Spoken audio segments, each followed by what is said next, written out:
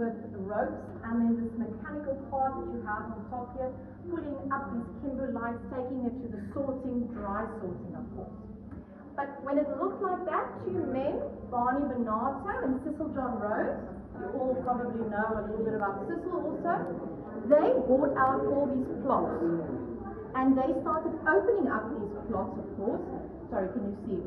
And the people at the back hear me. Am I loud enough?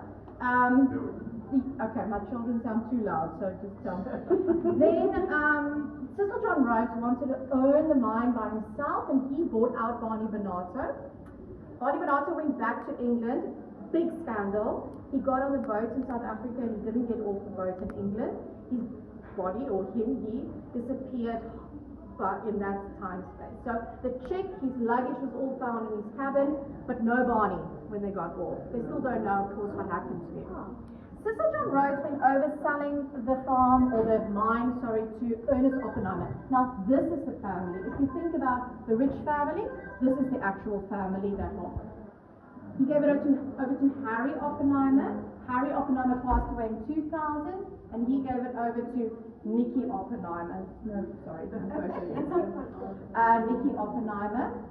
The man spelled Fanica, he is the one that helped the 15-year-old boy that discovered, of course, the diamonds. Thomas Cullinan, Mr. Cullinan himself, the premium mine is still active today. We still buy diamonds from there. Wonderful mine, produced the most amazing diamonds. And then Nicolas de Beer, look at him.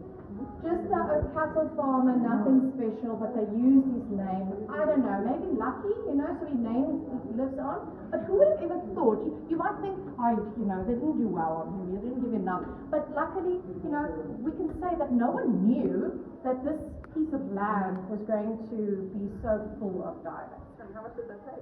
About 20,000 cattle, so 2,000 cattle. So it wasn't a lot, but how would they have known? They just thought, the surface was a bit of diamonds and that's it, and they're just going to pick up and go, but it didn't work out. And then a very nice, I'm just going to tell you how this works. Octahedral on the left, when you walk past it, the night before you dig for diamonds, you pray for an octahedral because it's very special.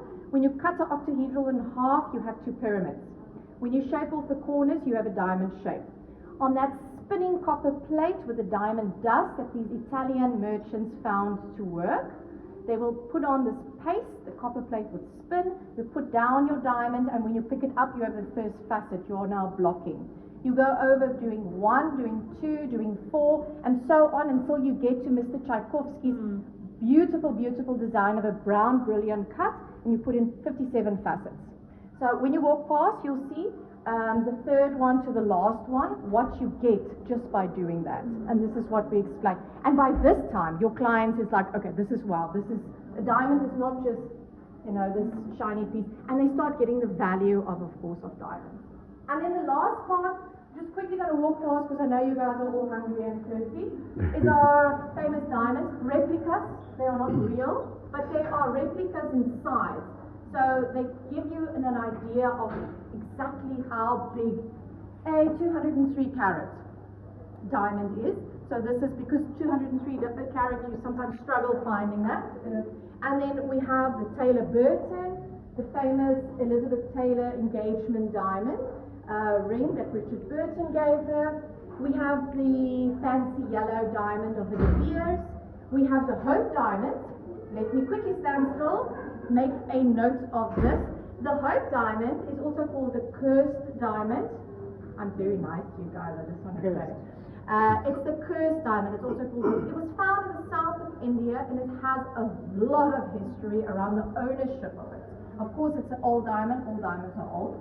45 carat, was owned later by King Louis, Marie Antoinette, but everyone died horrible deaths, and children died, and houses burned down, and castles was set alight.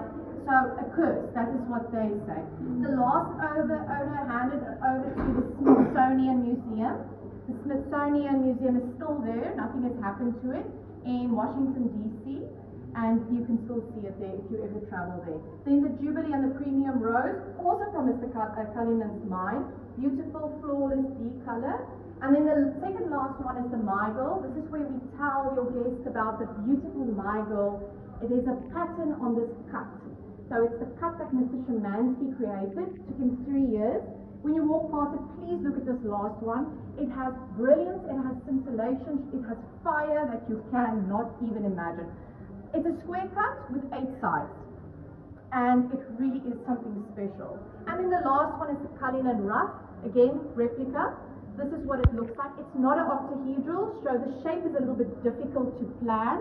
It was sent to England, cut up into 9 large pieces and 96 small pieces. You can still see it in the crown jewels, in the crown and in the scepter. And that's it, 3,106 carats. Still the largest diamond that was found up until today. Okay, that is the museum. Let's go.